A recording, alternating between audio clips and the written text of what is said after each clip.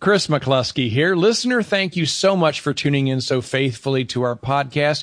Before we even get things underway today, I just want to give you a heads up that there is a huge once-a-year special coming up that you very well may want to avail yourself of, and that is our Christmas in July promotional episode. This affects all of our remaining offerings of the Essentials of Life Coaching or the Essentials of Leadership Coaching, our two primary flagship introductory courses. All the remaining courses for this year have a $250 discount on them just in these last 2 weeks of July. So if you're listening in July of 2022, you want to pop out to the website and take a look at that if you have not already done a thorough ICF-aligned introduction to this profession. Prices will be going up in 2023, and that is not by our choice. That is in response to some new accreditation requirements from the International Coaching Federation. So we know this is going to be your last chance, not only this year for Christmas in July, but your last chance to get in at the rates that we know will be going up next year. All you need to do is go to the website at professionalchristiancoaching.com, and you will see information there on the Christmas in July promotion.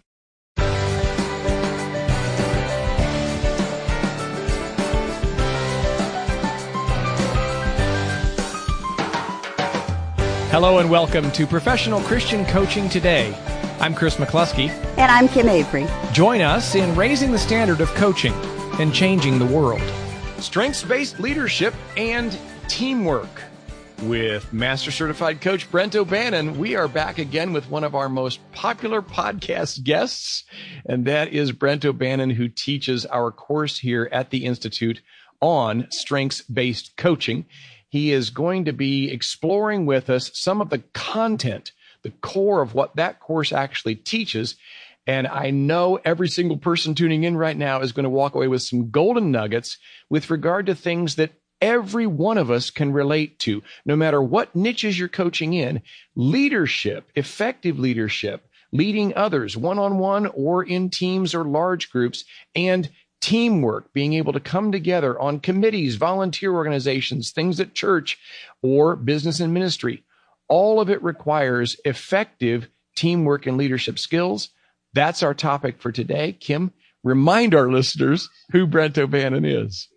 We are thrilled to have you back, Brent, as a returning guest.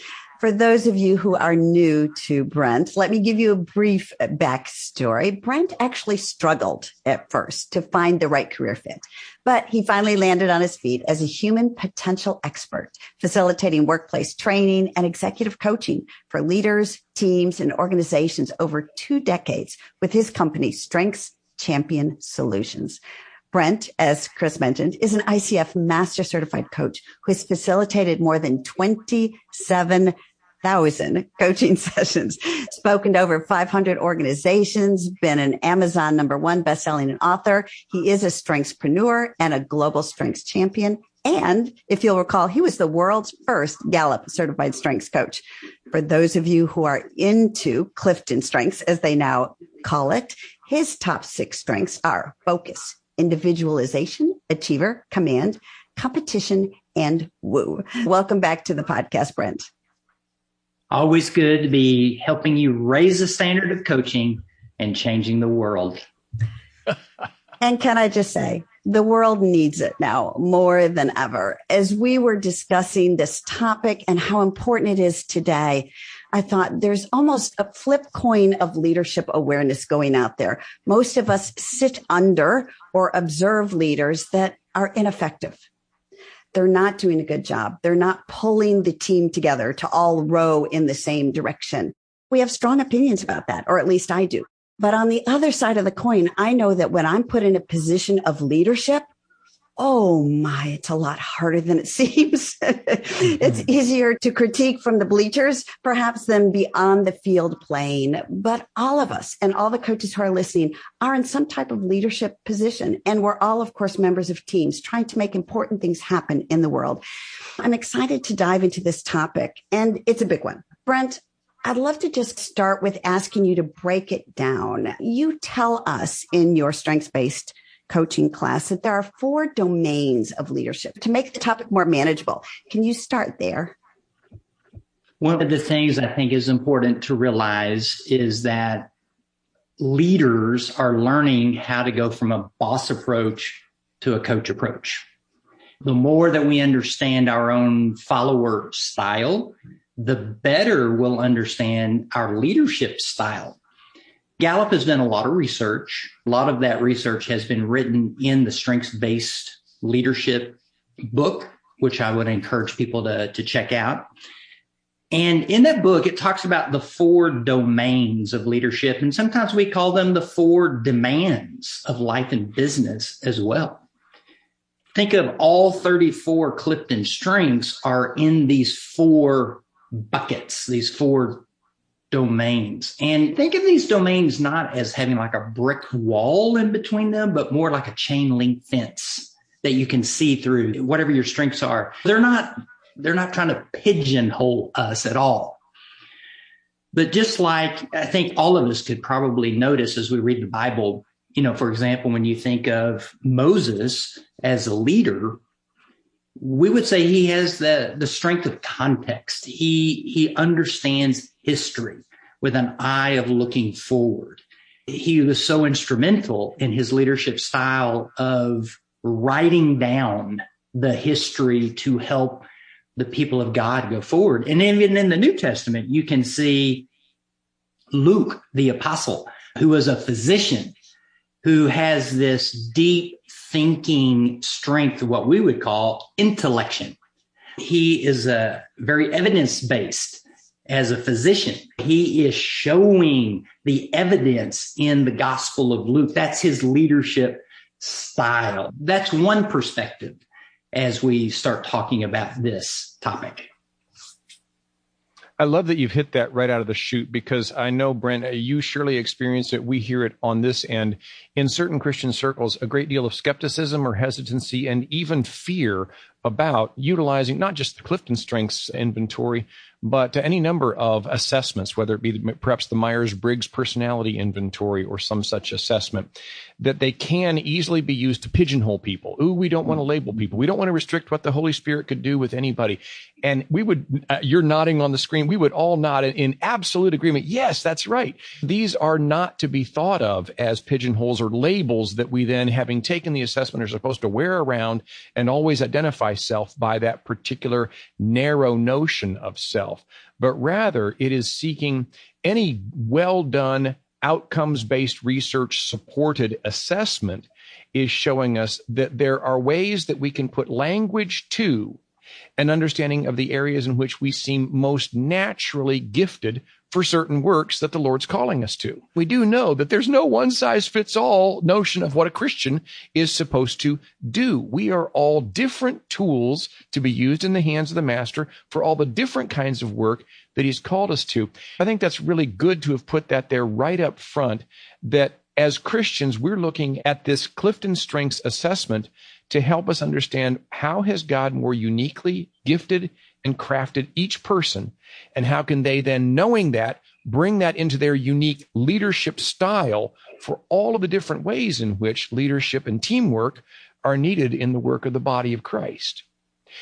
Let me take you back to what Kim had posed there as kind of a structure then for you. Having laid that foundation of our biblical understanding of the value of exactly what we're talking about today, these 4 domains of leadership do kind of give us a nice, like 4 pegs on the wall, a place to hang things.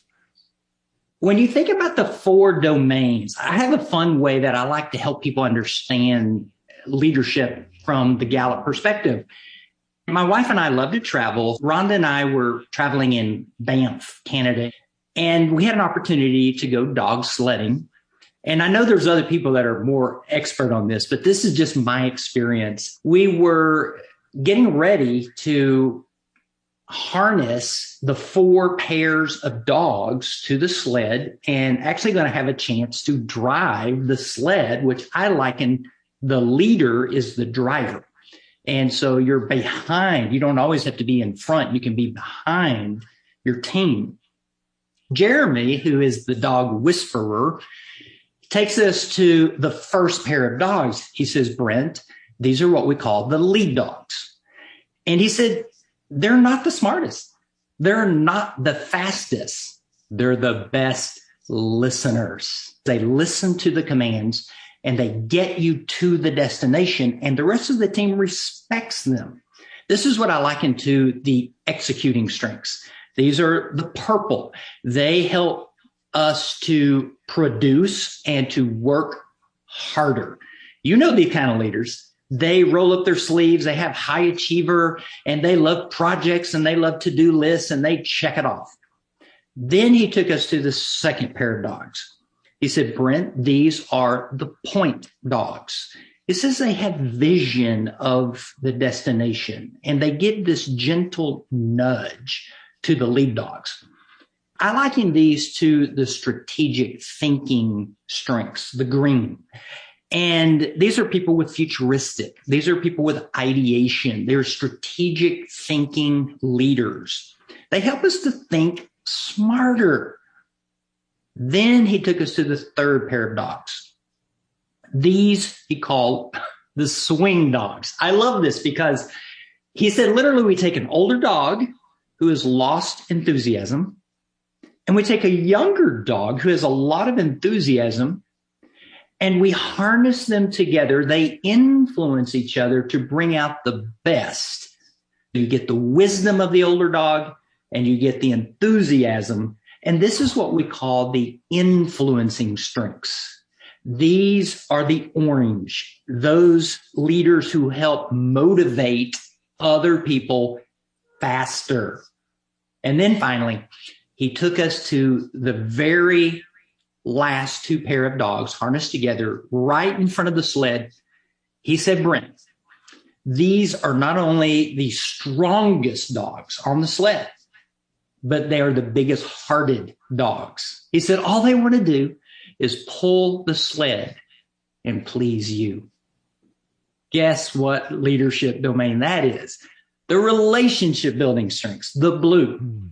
All of these talented huskies are harnessed together, and it helps to realize that great leaders harness the best talent, and they make sure the right talent is in the right places.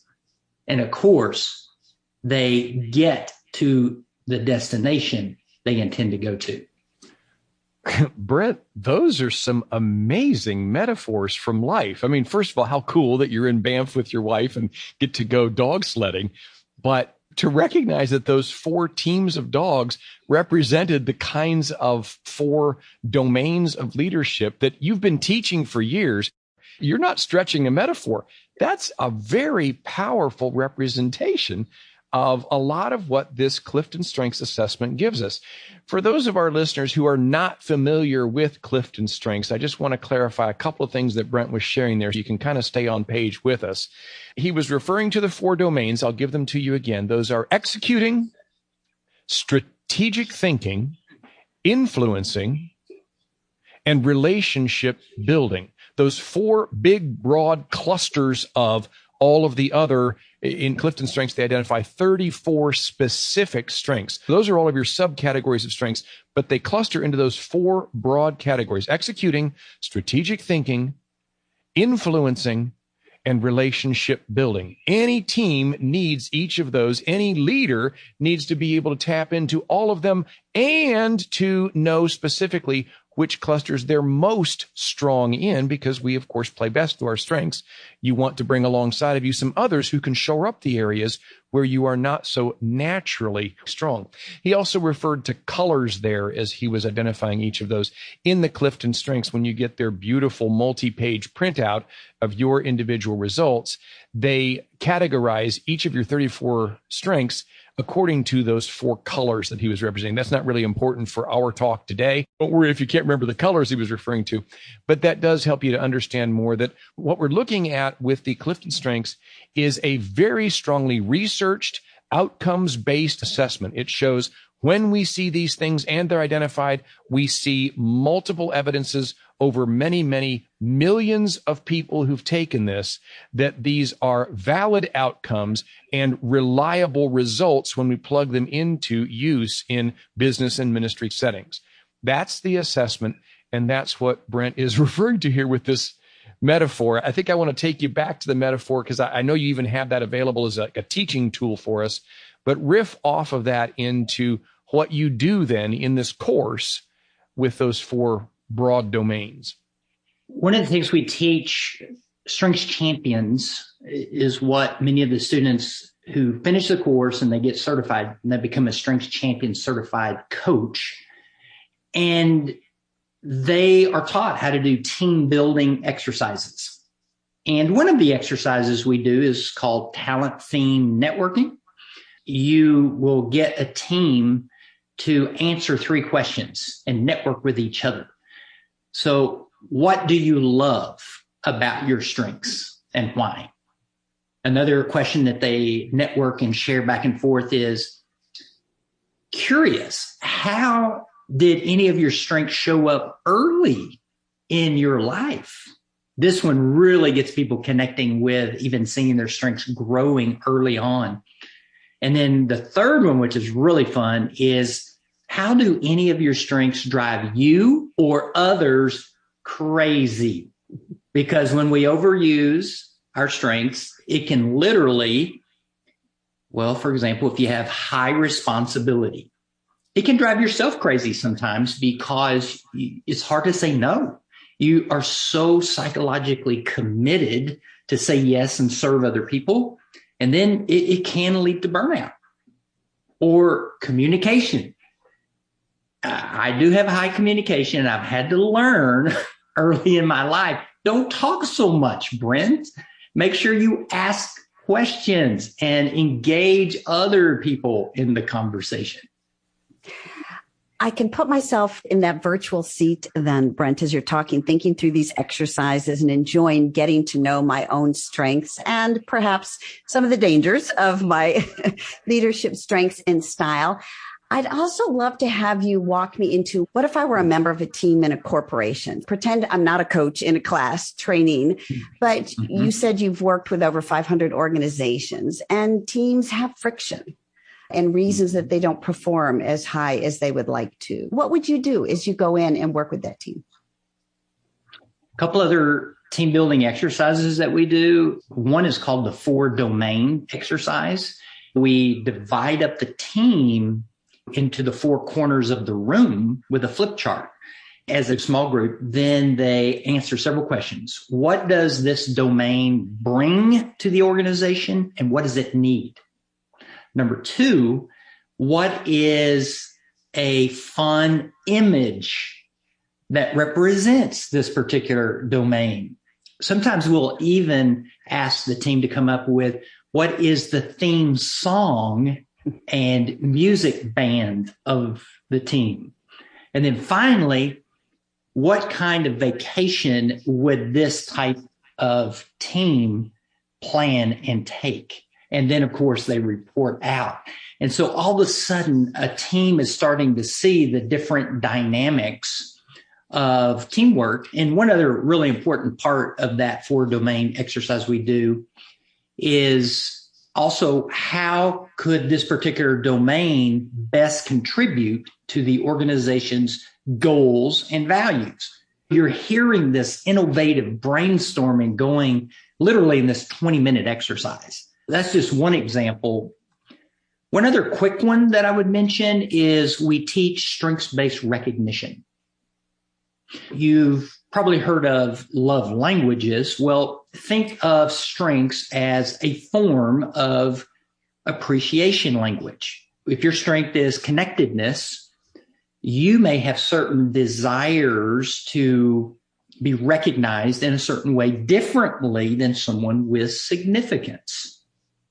We teach that people would, number 1, highlight a particular strength that they see in the individual. Then they highlight the behavior that is world-class that they're seeing. And then number 3, what was the result that happened as they saw that strength and that behavior? That actually starts helping build strengths-based recognition, which can transform the engagement of a team. When you start acknowledging and connecting the strength with the world-class behavior. I love that. I can see the huge value there is in, number one, understanding that distinctives are your friend, that they're good, and having an appreciation for people who are so very, very different from you, that at times it's probably hard to appreciate those differences without an exercise like this. As you said, engagement would also be higher, and cooperation. I'm sure results would be better. What other benefits do you see in organizations who go through this type of training? 6 times greater increase in employee engagement. We know that well-being skyrockets, which we all know during COVID has been a really trying time for many employees, is the well-being. People report that they have a 3 times greater quality of life when they know and are operating intentionally in their strengths. Of course, for those of us in sales, it's amazing the sales ratio and volume per sale goes up, as well as the closing rate when salespeople are using their strengths.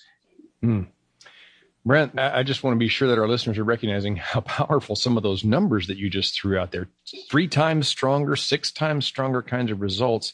Those are, again, outcomes-based, measurable results from utilizing a Clifton Strengths approach to leadership and to teamwork, helping people to understand more what's the raw material of me or of us that I'm bringing, and how can I use that raw material more effectively. It makes sense then that our outcomes would be much greater because we're operating from a much more knowledgeable foundation or starting point.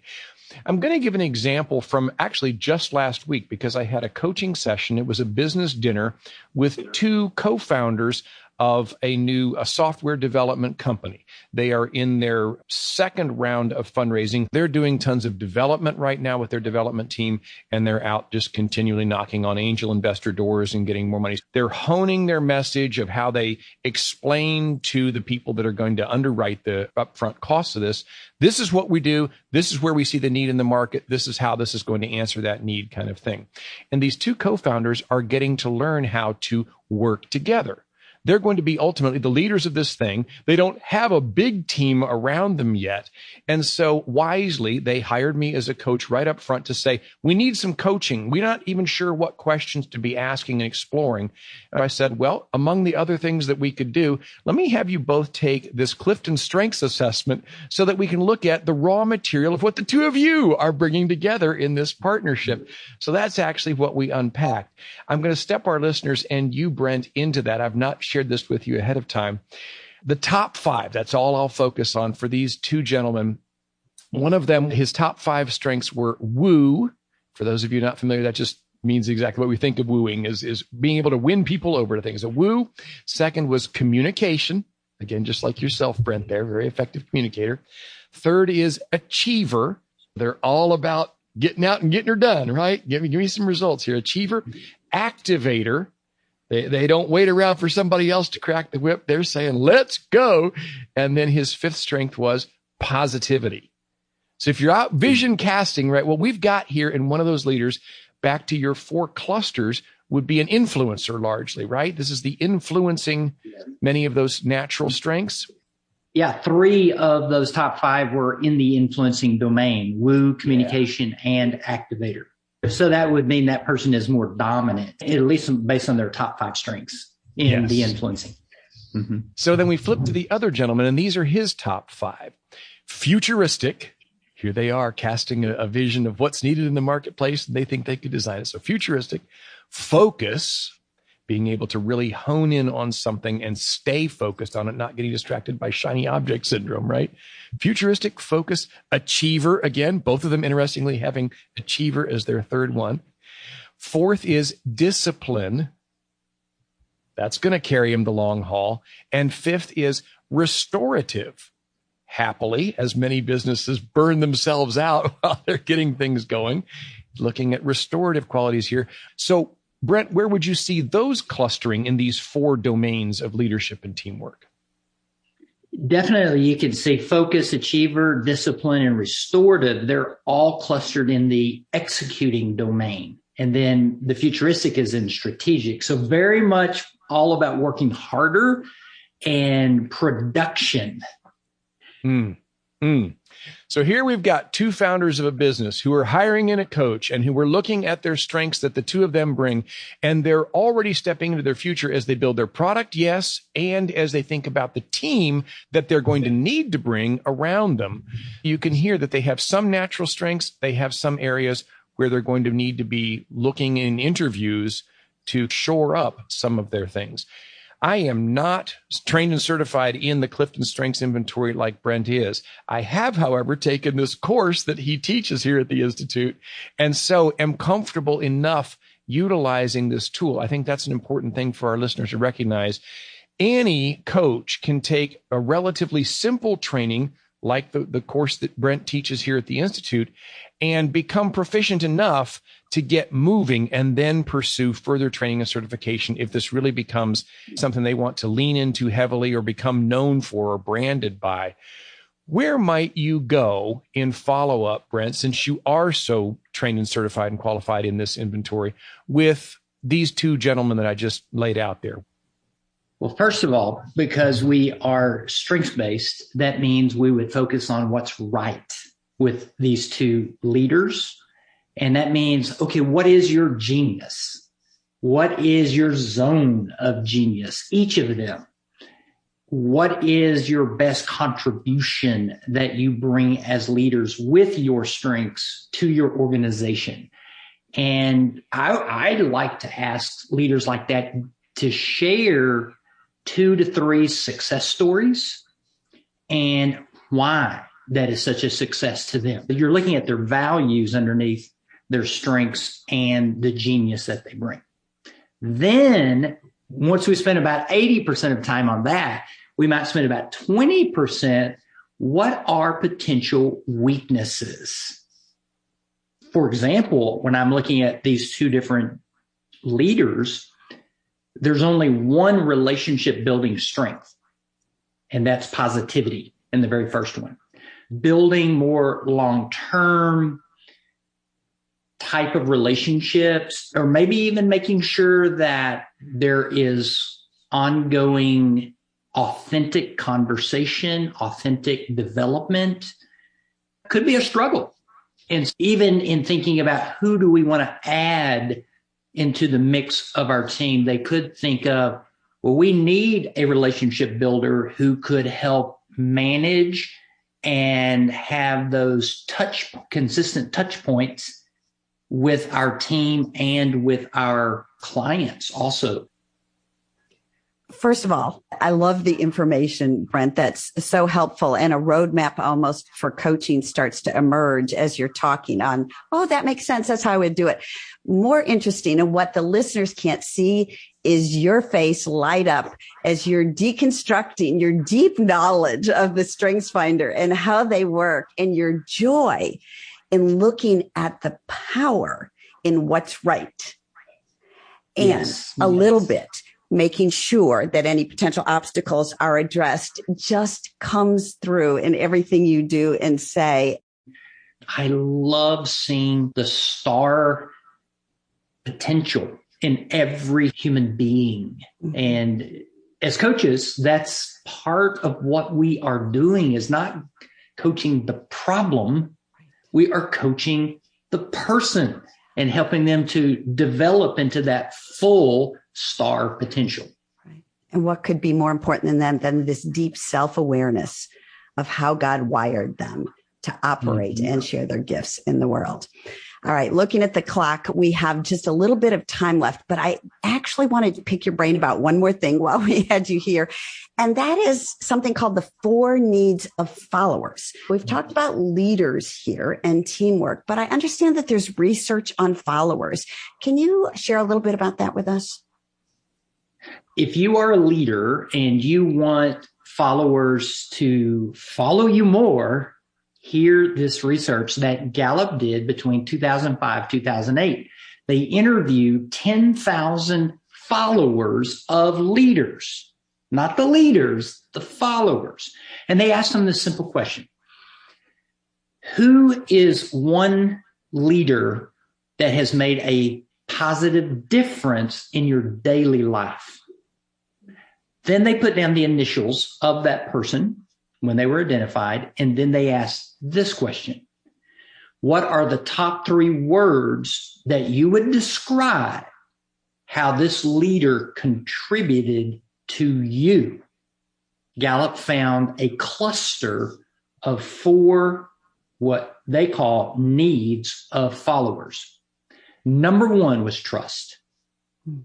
I like to liken trust to the influencing domain, that they are really powerful at building quick rapport and building trust.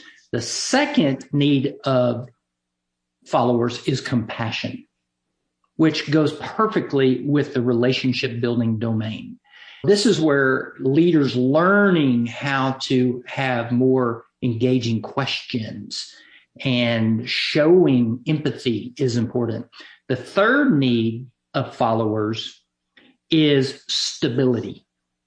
Think of executing as being really great at stability because they get done what they say they will do. You can count on that person with the executing. And then finally, the fourth need of a follower is hope, which goes perfectly with strategic thinking because they help us think smarter. They see possibilities, and there is optimism, like futuristic thinking of where can we go, which is so fitting for coaching because it's forward focused. Hopefully that makes sense. It's like 2 pieces of a puzzle coming together because I'm thinking about Chris's very practical example of a company that he's working with and what you and he briefly unpacked, and now thinking, what if I had onboarded with this company and I were one of their first hires? Compared to what you said, trust would probably be there because of the high influence. Certainly execution is very strong for this team of leaders, and they're strategic. They're a startup company. They have a vision. They have places they go.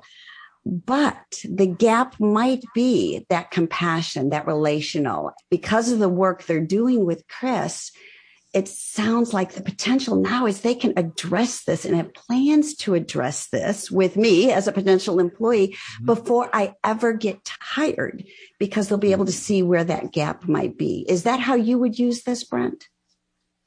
Absolutely. One of the best ways to use this, with this small asterisk caveat. Gotcha. And that is, just because a certain leader or team does not have a dominant domain of leadership doesn't mean they can't go through the chain link fence. We coach people to use the strengths they have. For example, if there's only one relationship building strength, I might coach an individual to say, how could you use your restorative strength to build deeper, authentic relationships with other people, even though it's considered an executing? For example, someone restorative is willing to get into messy conversations.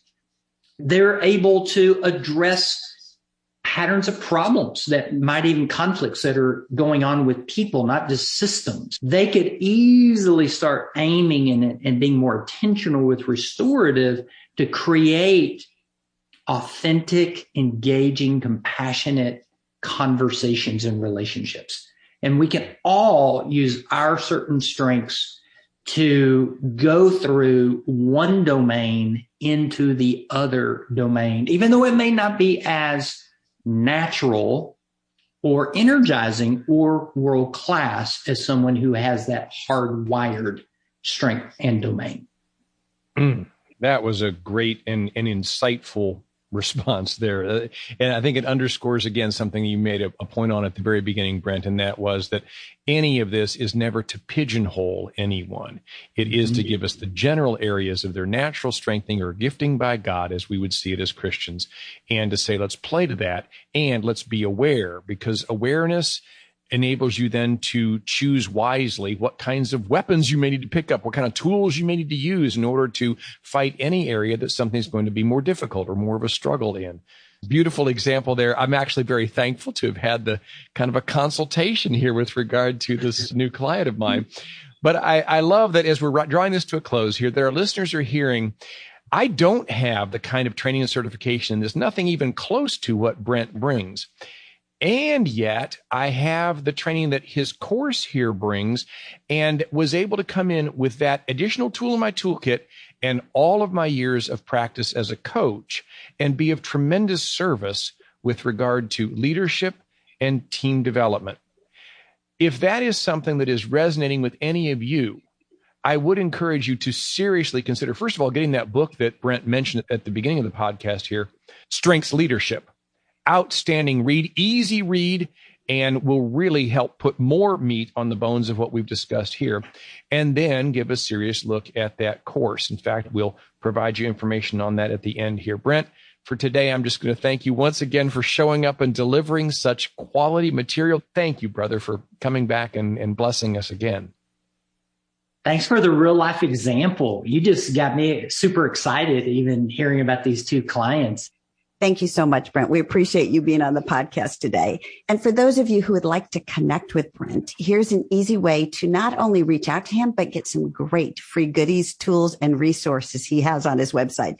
And that's at Brent O'Bannon. That's BrentObannon. BrentObannon.com/resources. Lots of good resources there. I think even that little metaphor that you gave us of the sled dogs, you have some kind of a printout handout on that, breaking the 4 key domains down into those groups of sled dogs there. Again, BrentObannon.com/resources. And gang, while you're out there, I encourage you to go to the Institute's website and look up that course. It's coming back around here. We teach it twice a year, in the spring and in the fall, but the fall offering here in 2022 is coming up in September. And you can find out all the information and get registered for that at professionalchristiancoaching.com. and simply look up the course, Strengths-Based Coaching. And hey, before we wrap everything up here, listener, just a reminder again, if you have not had an introductory course into professional grade ICF aligned coaching, we are running our once a year Christmas in July special. You can find all the information about that and get the discounts at professionalchristiancoaching.com. Christmas in July, take advantage of those discounts, and especially before the price increase of 2023. With that, we'll wrap up and say, as we always do, you keep raising the standard of coaching and changing the world. God's richest blessings to you.